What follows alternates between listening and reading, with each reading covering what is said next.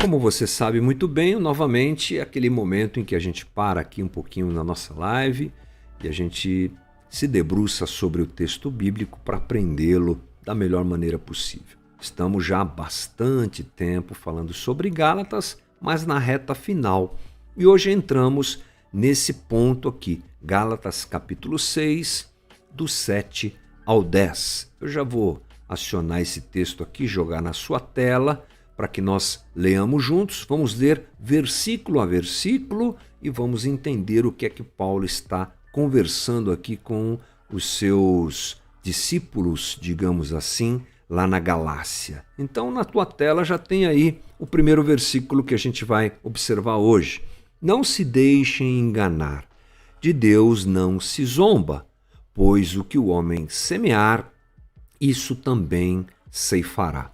Para nós nos lembrarmos, na última conversa ou no vídeo anterior, nós entendemos que Paulo está dando uma direção a respeito do jeito que uma comunidade cristã deve ser.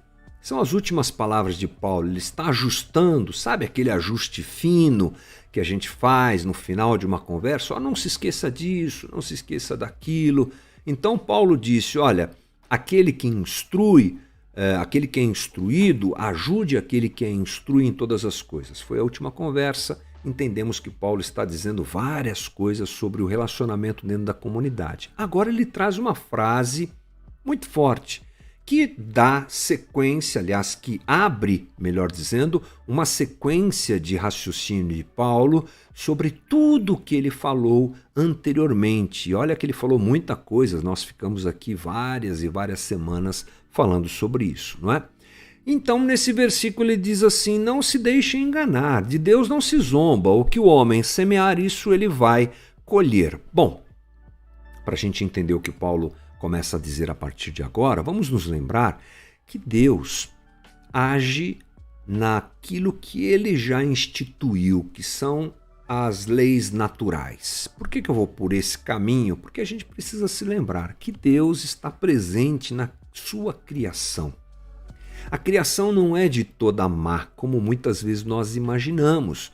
Por isso que nós dizemos tantas vezes, eu quero ir embora daqui, Jesus vem me levar embora daqui. Essa é uma visão equivocada, influenciada pela cultura grega, pela filosofia grega, pelo platonismo, que ensina que o material é mau e que só o espiritual é que é bom.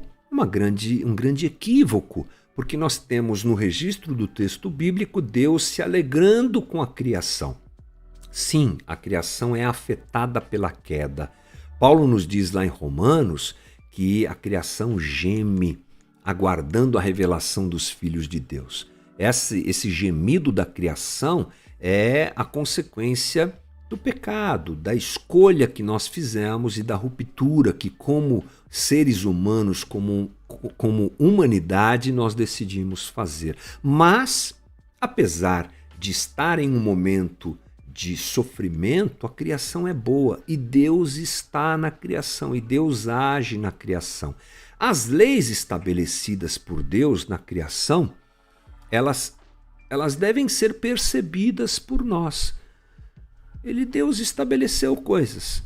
Não dá para a gente pular do avião sem paraquedas, porque a lei da gravidade vai nos jogar no chão e a gente vai morrer. Entendeu? Ser humano não respira dentro da água. Ser humano tem que respirar no ar da atmosfera. Leis da gravidade. Coisas que eu estou dizendo aleatoriamente aqui, mas que foram estabelecidas por Deus.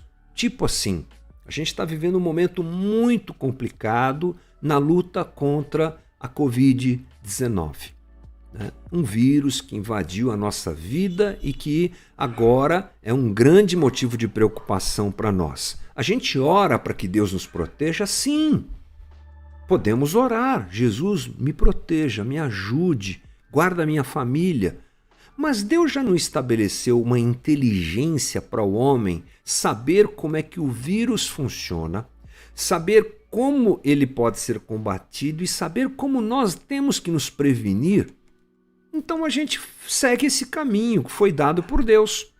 Para combater o vírus, a gente não só usa máscara, aliás, a gente não só ora, a gente usa máscara. A gente mantém o distanciamento social E a gente evita o contágio via gotículas da nossa saliva. Ponto. Deus não está aí? Claro que está. Deus está nisso. Por que eu estou puxando esse assunto? Porque isso faz parte das leis estabelecidas por Deus na sua imensa sabedoria. Essa lei apresentada por Paulo aqui é chamada por muitos de princípio da semeadura. Infelizmente, até mesmo dentro do texto bíblico, isso é usado para arrancar dinheiro das pessoas, arrancar trabalho das pessoas. O texto de Paulo muitas vezes é interpretado e levado para esse lado. Claro que não é o caso, né? Paulo está apresentando uma lei que todo ser humano conhece, que ela está presente na criação, inclusive de forma muito clara na agricultura. Lembre-se, estamos aqui diante de um texto escrito no primeiro século, em que as atividades agrícolas e pecuárias eram a base de sustento da sociedade. Todo mundo sabia, por isso Jesus usa tantas parábolas ligadas à agricultura, à vida animal. E aqui Paulo não foge à regra. Paulo está lembrando que há uma lei natural. Qual é essa lei? O que você semear, você irá colher. É óbvio. Eu não planto tomate para colher cenoura. Se eu planto tomate, eu colherei tomate. Básico, é básico, mas às vezes a gente se esquece disso. Não importa o que eu desejo colher, importa o que eu plantei. Não adianta eu ter desejos quando o assunto é plantar e colher. Eu planto, eu colho. Essa é uma lei natural. A colheita do que eu semeei acontecerá, mesmo que não aconteça num tempo previsto. Plantou-se, se colherá. Não é a ceifa, não é a colheita que determina as coisas, é a semeadura. Esse princípio, ele é presente nas coisas da natureza e na própria vida humana, na agricultura e na vida moral ou na vida espiritual. Vamos dar uma olhada na sequência do texto. Não se deixe enganar. De Deus não se zomba. Quem semeia para a sua carne, da carne colherá destruição. Mas quem semeia para o Espírito, do Espírito colherá a vida eterna. Entendeu o raciocínio de Paulo? De Deus não se zomba. Aquilo que o homem semear, ele vai colher. Semeou para a carne, vai colher destruição. Semeou para o Espírito, vai colher vida. Paulo usa aquilo que a gente sabe, e principalmente os seus leitores na Galácia sabem muito bem sobre o que Paulo está falando. Quando eu planto tomate, eu vou colher tomate. Quando eu planto para carne, o fruto, a colheita é destruição. Quando eu planto para o Espírito ou no Espírito, eu colho vida eterna. É um processo orgânico e natural, é uma questão de Deus agir assim, não é Deus ser vingativo, esperando o meu erro para me punir. Não, o que eu planto, eu colho. Eu costumo dizer que a conta sempre chega. A conta sempre chega. Contamos com a graça de Jesus, a misericórdia de Jesus, mas a conta chega. Estamos falando de um processo que é instituído por Deus e é vigente por Deus. É aquela coisa que não pode ser violada. Se a pessoa come mal, não se exercita, não dorme, trabalha muito, é um workaholic, é um maluco, que só fica o dia inteiro trabalhando, o final de semana inteiro, as consequências vão chegar. Se a pessoa vive no vício do tabagismo, a consequência vai chegar. Pronto, não vamos gastar muito tempo nisso. Paulo está dizendo que isso vale para a nossa espiritualidade. Entendeu? Quando cedemos à carne, que é a palavra sars, natureza humana, nós teremos consequências. É simples assim. A Bíblia nos ensina que existem dois jeitos de viver, o jeito sábio e o jeito treslocado, imprudente de viver. Sabe onde você encontra bastante coisa sobre isso? Eclesiastes e Provérbios. Vamos dar uma olhada em Provérbios. Olha o que Provérbios diz. Por exemplo, Provérbios 9:12. Se você for sábio, o benefício será seu. Se for zombador, sofrerá as consequências. Lei de semeadura e colheita. Provérbios 20:25 é uma armadilha consagrar algo precipitadamente e só pensar nas consequências depois que se fez o voto. Olha a sabedoria da vida apresentada pelo texto bíblico aqui pra gente. Provérbios 22:3. O prudente percebe o perigo e busca refúgio. O inexperiente segue adiante e sofre as consequências. Esse princípio, ele é natural, esse princípio é presente na criação e na nossa forma de viver. Esse princípio é divino. O que eu semear, eu vou colher. O pecado sempre gera ruína. Mas eu não sou pecador? Sim, somos pecadores, discípulos de Jesus, espero que seja esse o teu caso, abraçados pela graça de Senhor, redimidos diante de Deus, lutando contra essa natureza terrena e humana. Agora, o que nós precisamos entender é que a prática, a vida que pratica pecados voluntariamente, que não se importa em agradar a Deus e diminuir a força da natureza humana na sua vida, terá consequências. Importante entender e compreender esse ensinamento à luz de todo o livro de Gálatas, porque lembre-se, Paulo construiu todo um raciocínio. Eu não posso pegar só esse trecho aqui e tentar interpretá-lo sem entender de onde Paulo vem. Tem a ver com a nossa tendência de autossalvação e o preenchimento interior, porque nós queremos nos resolver sozinhos. Não é essa a tônica do livro de Gálatas? A lei não nos salva. Nós não temos capacidade de nos autossalvar. Precisamos da graça de Deus, que é gratuita, por isso que o nome é graça. O cristão que faz isso, tenta se salvar, ele vai perder a alegria, o interesse da salvação, vai sofrer consequências, vai ter a colheita daquilo que plantou. É uma dura advertência, mas é uma boa advertência, porque olha o que Paulo diz: quem semeia para a carne, da carne colhe destruição. Atenção, não fica brincando com a tua vida não, meu irmão, é o que Paulo está dizendo.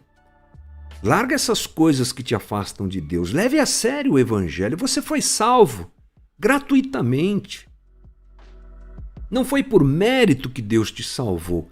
Pare de semear na carne. Abandone essas condutas que te afastam de Deus. Porque você já foi amado por Deus. Você é amado por Deus. Você foi acolhido e recebido por Deus. A obra de Cristo na cruz te alcançou. Então, pare de ficar semeando na carne. Amarre a tua natureza humana e ame a Deus e obedeça a Deus. Porque quem semeia para o Espírito vai colher vida eterna. Desfrutaremos da aprovação, da certeza, da satisfação e da alegria da vida cristã, sabendo inclusive que ela continua depois da morte. É uma grande recompensa, hein, gente? É uma grande recompensa. O pastor Hernandes Dias Lopes diz o seguinte: a raiz determina o fruto, e não o fruto a raiz. Semear para a própria carne significa buscar a satisfação das necessidades desta vida, sem nenhuma consideração pela vida futura. Mas semear no Espírito significa buscar os valores da vida que permanece. Deixa eu lembrar uma frase do C.S. Lewis que é assim: se alguma coisa... eu não vou lembrar agora a frase. Alguém aí vai lembrar e vai comentar. Ele fala sobre eternamente inútil. Se alguma coisa não é ligada à eternidade, é eternamente inútil, alguma coisa assim. Essa é a luta que nós temos.